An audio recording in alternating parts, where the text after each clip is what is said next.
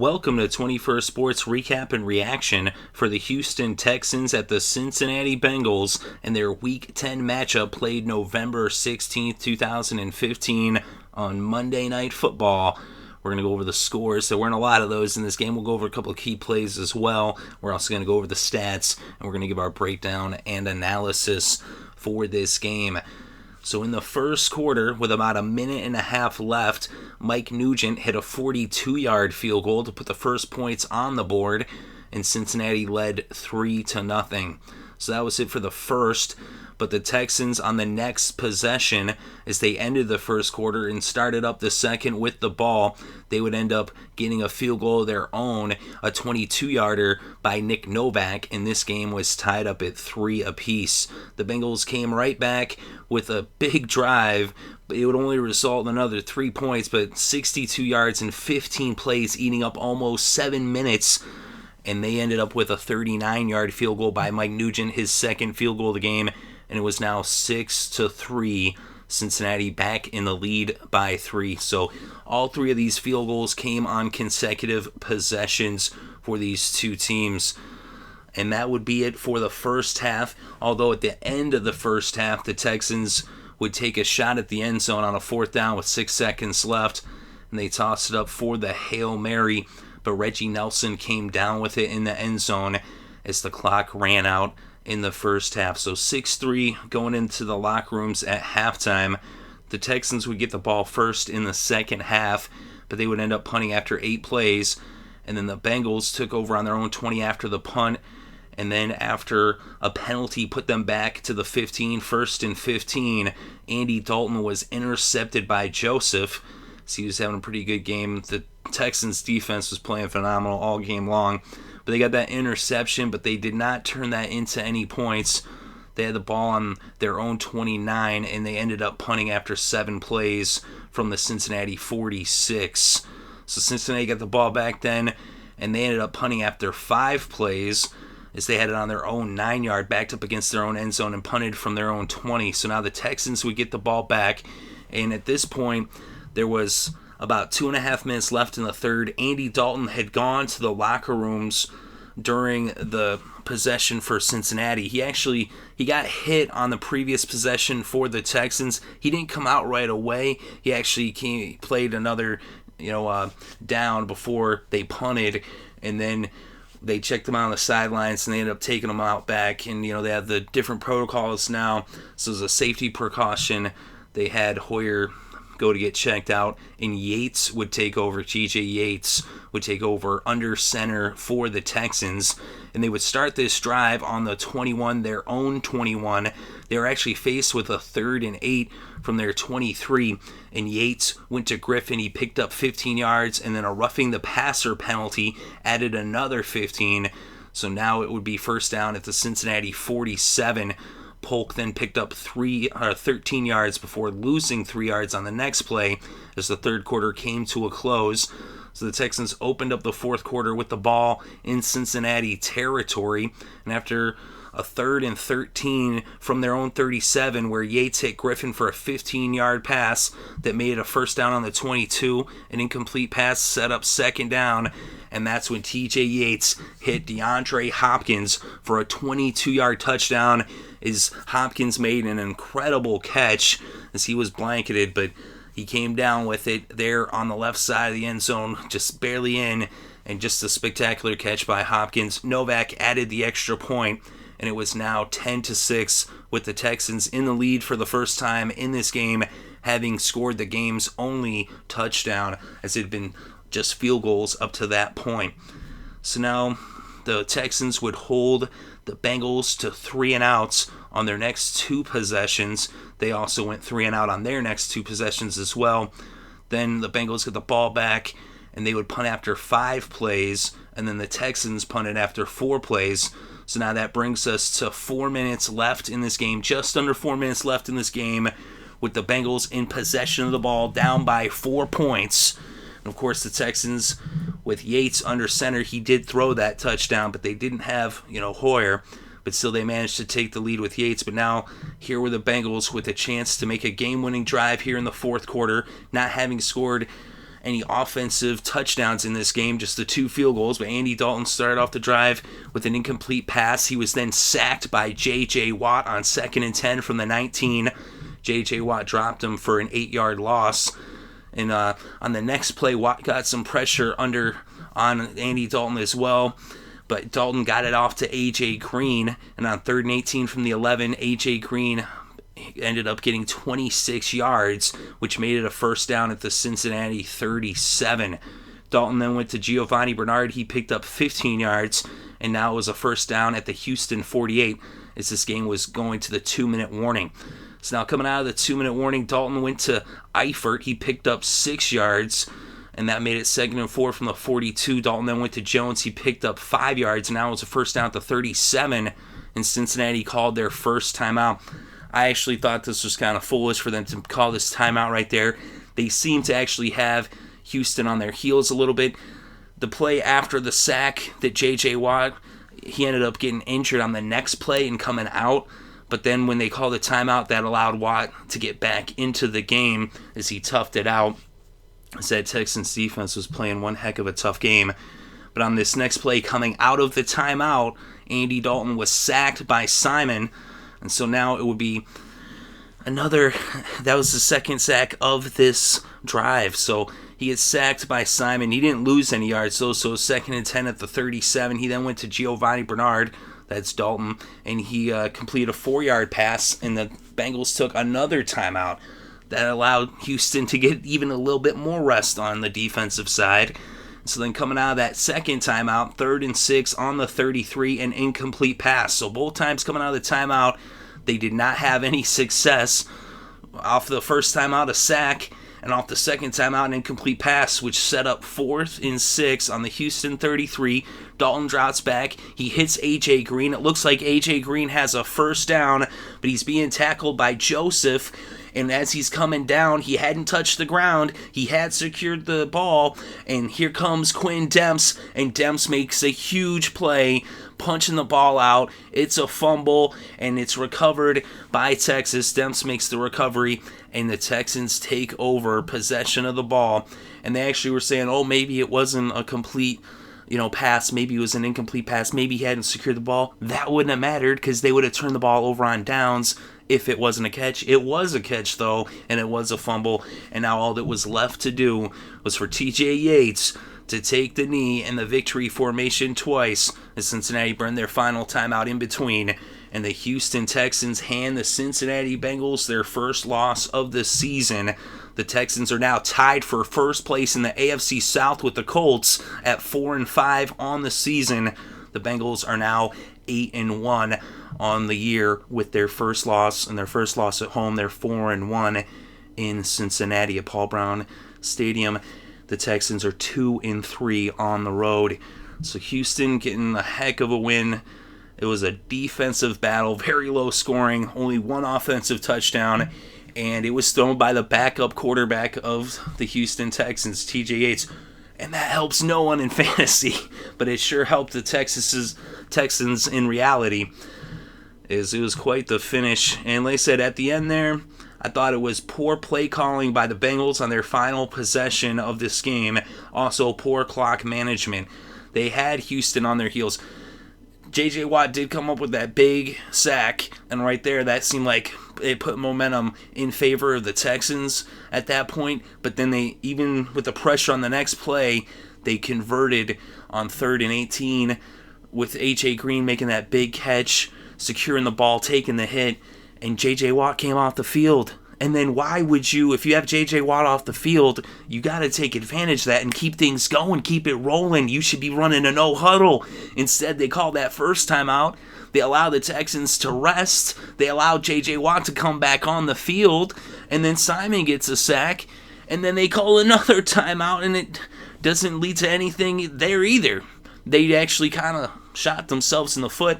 And as it were, they were not really catching the balls in this one. Eifert kept dropping passes all game long.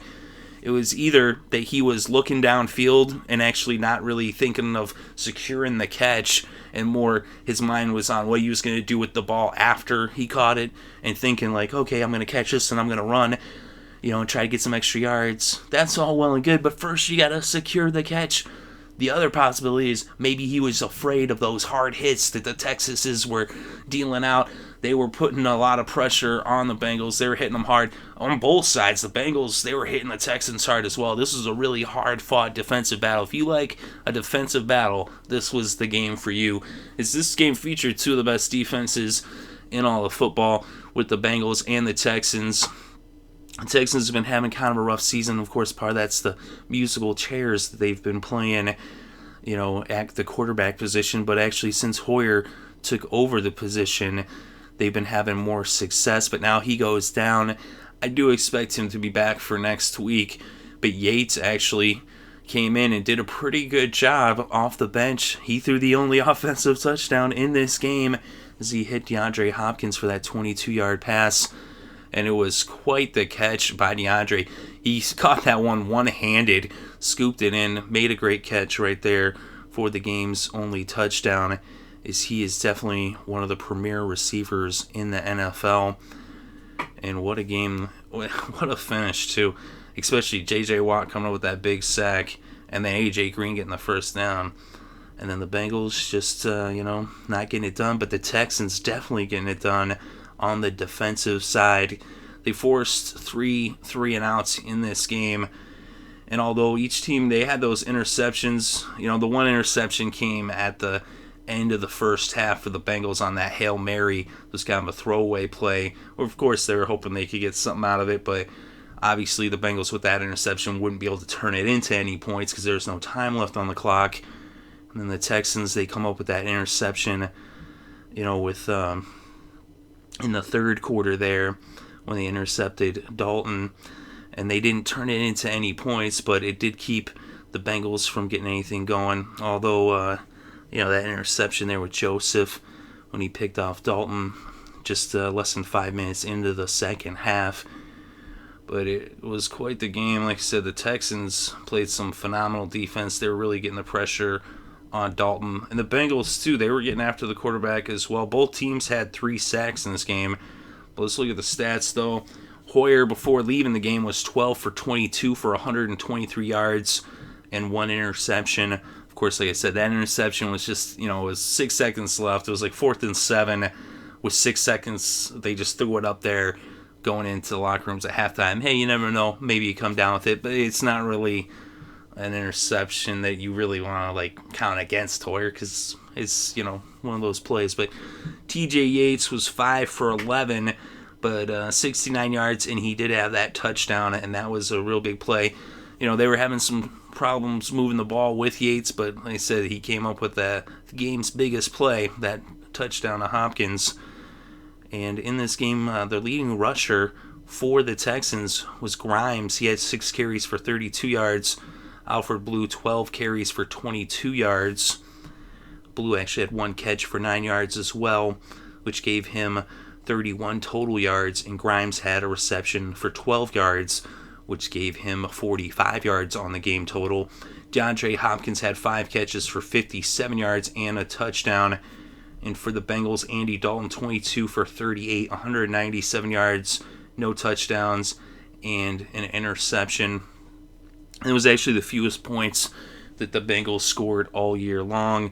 And Dalton usually has a much higher completion percentage, and usually those are more yards than that. They held him under 200 yards. A big reason why he didn't have a higher completion percentage was all the dropped passes by the Bengals. Of course, they were under heavy pressure by the Texans as they were doing quite a good job of covering those receivers and lighting them up when they did get the ball. Giovanni Bernard had 8 carries for 36 yards. He also had 5 receptions for 43 yards, which gave him 79 total yards in this game. And Andy Dalton actually had 5 carries for 30 yards. Jeremy Hill just 7 carries for 15 yards. He also had 3 catches for 5 yards, giving him just 20 total yards. A.J. Green, 5 receptions for 67 yards. And Jones had 4 receptions for 44 yards. And Eifert just 3 receptions for 26 yards. And that's actually a thing, if you could look back to week 1 against the Chiefs, Travis Kelce had a monster game against the Texans for Kansas City, and I actually thought Eifert might do something similar in this game, but you can see the adjustments the Texans have made from week 1 to week 10 as they were able to make, the adjustments to cover the tight end. One of the better tight ends in football this season, Tyler Eifert, and like I said, he was dropping passes left and right as he was feeling the pressure and the heat from that Texas defense. When you look at the kickers, Mike Nugent 2 for 2 on the field goals, and Nick Novak 1 for 1 on the field goal, 1 for 1 on the extra points. And we look at the defense for Houston. Simon had a sack, and J.J. Watt had a sack. Both of those sacks coming on the final possession. Covington had a sack as well. Joseph had an interception, and Quinten Demps forced that fumble on the final offensive play for Cincinnati before the Texans took those 2 knees for the victory. And for the Bengals, Vincent Ray had a sack as well as Pico, and Reggie Nelson had that interception there at the end of the first half. A.J. Hawk also had a sack as well. Look at the first downs. Both teams had 16 first downs in this game. And we look at the third downs. The Texans 5 of 15, 33% converted. They went for it once on fourth down. They did not convert. And for the Bengals, they were 4 of 14 on third down, 28% conversion rate. They also went for it on fourth down and did not convert. That was that final offensive play of the game for Cincinnati. Both teams netted 256 yards in this game. And we look at the rushing yards, 82 netted for the Texans, 73 for the Bengals. And through the air, the Bengals netted 183 as Andy Dalton was sacked 3 times, losing 14 yards. Of course, 2 of those sacks coming on their final possession of the game. And for the Texans, 174 passing yards netted as they allowed 3 sacks for a loss of 18 total yards. And then we look at the penalties in this game. The Bengals were really hurting themselves in that aspect. 9 penalties, 70 penalty yards against Cincinnati. 5 penalties for 54 penalty yards against Houston. And the Bengals also had 2 fumbles, although they only lost the one, and that was the one that really cemented this game.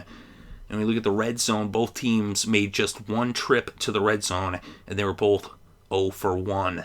And the time of possession, 31 minutes, 26 seconds for Cincinnati, 28 minutes, 34 seconds for Houston. This is a big win for the Texans. As I said, this win ties them for first place with the Indianapolis Colts. They're in the AFC South. So it's a huge win for Houston. They're right there in the mix of things with a chance to make the playoffs. They're right there in first place, and I actually think that you got to kind of give them a slight edge there because the Colts, with all the turmoil they're having, they fired their offensive coordinator just a couple weeks ago. So things are a little bit more solid there in Houston, of course. Hopefully Hoyer is all right and is able to play next week. And throughout I think they have the bye next week, but they will be playing New Orleans, I believe, in week 12. But anyway, so with Cincinnati, though, they get this loss. It's a little bit of a setback, but actually, if anything could be a good loss, this almost is that, because it comes in a time in the season right here, just at the start of the second half of the season, after going 8-0 in the first half of the season, you're going to lose a game eventually at some point, more than likely. There's only 2 teams that have gone undefeated throughout the regular season in the history of the football since they started the Super Bowl anyway, and that's the 72 Dolphins and, of course, the Patriots when they did it a few years back there when they ended up going all the way to the Super Bowl, and, we know what happened there. But so it's very rare for a team to run the gauntlet, to go through the regular season undefeated. So more than likely, except for that slim possibility, you're going to lose a game at some point. You're probably going to lose a couple games. But this is when you would want to lose a game right here, being that, it sucks to lose at home, but this is the kind of game that you go back, you take a look at it, you see, okay, this is what, we did wrong, this is where we lost this game, and make those adjustments and use that as motivation for the rest of the second half of the season, because you want to be hot going into the playoffs. You'd rather lose right now than as opposed to losing in week like 14, 15, 16, 17. Better lose in week 10 and then go from there and get back into the winning ways and build a winning streak heading towards the playoffs.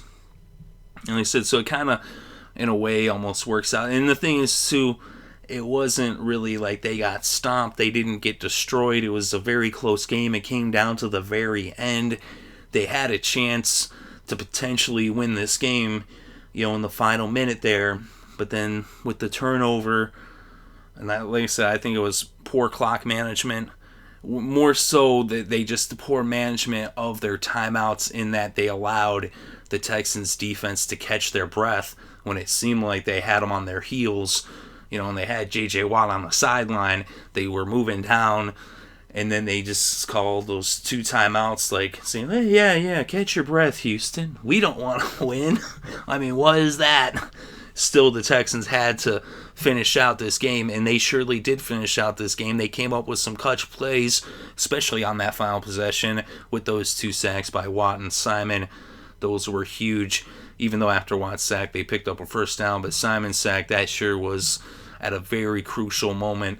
And then coming out of that second timeout, being able to break up that pass, and then on the next play, Quinten Demps coming up super clutch, forcing that fumble. If he doesn't come over and force that fumble, they're right there on the verge. And, I mean, you put him in that position, I mean, that's high pressure. And, I mean, you got Eifert, you got A.J. Green, Eifert had been struggling all game to bring the ball in. He was having a horrible game, just dropping passes left and right. But A.J. Green, though, I mean, even though he didn't have big numbers, we saw, against Pittsburgh in a similar type of game that they were able to win it with the touchdown to A.J. Green late in the game. So, big play by Quinten Demps coming up so clutch in that moment there on that 4th down that had just been converted into a first down if Quinten Demps doesn't come over and knock that ball loose. So, very big play by Quinten Demps there, and really a phenomenal performance by the Houston Texans defense throughout this entire game, as the Bengals have been one of the better offenses during this season. I mean, they came into this game undefeated, and for the Texans to play them the way they did and hold them to their lowest point total of this season and not allow them to get into the end zone, now that is quite the accomplishment, as it shows that this Texans defense is finally playing the way that they've been billed to play. They've got tremendous talent on that roster, even with their injuries. Everybody's injured at this point in the season on every roster, throughout the league. But the Texans really coming up big, and even, J.J. Watt toughing it out after coming off the field, getting back on there, getting the pressure on Dalton, and just a full combined effort all around by the Texans defense. Merciless had a really big game as well. He was really getting after the quarterback. They said up and down that defense, they were playing some really good football, especially in the secondary as well. So they were really blanketing those receivers. I mean, the Cincinnati Bengals got some excellent receivers on that team for sure, as they have a pretty potent offense. They also shut down the run. Both teams were shutting down the run. That's the thing too. The Bengals were playing a really good defensive game as well. They've got quite an awesome defense, that's nothing to shake a stick at. And so it's one heck of a game. But let me know what you think in the comments section below. Definitely interested to read your thoughts and opinions. Thank you very much for listening. It is greatly appreciated. I hope you're having a good day and had a great weekend, and have a great week, and enjoy all the sports.